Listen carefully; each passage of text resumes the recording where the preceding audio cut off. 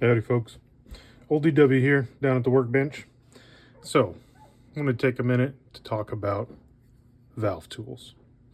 It seems as though some people are stymied by something that they really shouldn't be held up by, and that's the Crosman Valve Tool. I can understand why you would need to go out and purchase the Benjamin or Sheridan tool. There's no way I'm making one of these. That's a highly machined 4-flat square drive of specific size and specific relief for the valve. So you can take off the valve retaining nut in a Benjamin or a Sheridan. And it also has a very specific 9x32 TPI thread pitch for the valve thread for you to pull it out. So this thing, I understand, you spend the $25 and get it delivered to you. But a Crosman valve tool is nothing more than this. A pipe cut off with some ears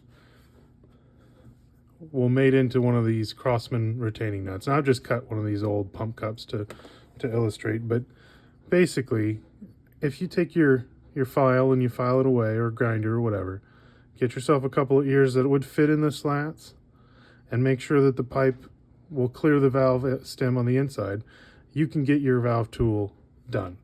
It's just one trip to the hardware store. And of course, if you want, drill it through,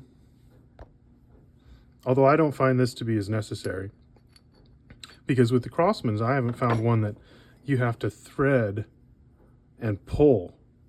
And in fact, this is a quick tip on that. They sell a separate tool on the Sheridans or the Benjamins so that you can thread in your the valve, and instead of trying to pull it out or lever it out, you can use a screw nut and tighten the screw nut down to compress or to tighten that spring, or tighten the screw and extract the valve attached to this screw. But you don't have to do that. My solution was to take a couple of washers, and when this side screwed in the valve body, when it's still attached to the rifle, I would take that sliding pin and then get it in a vise and take this and smack it like a slide hammer until the valve would come out. And that way I didn't have to buy an extra tool.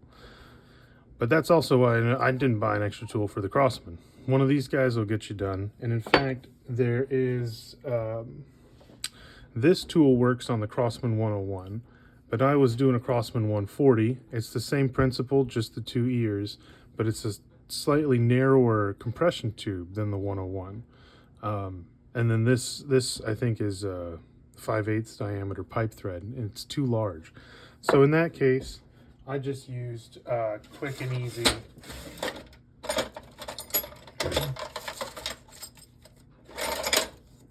So I just used a smaller socket, sacrificed an old cheapo import, did the exact same thing, couple of ears, doesn't have to be pretty, but this got the job done. So hopefully that helps you, save you some money at least. Have a good one.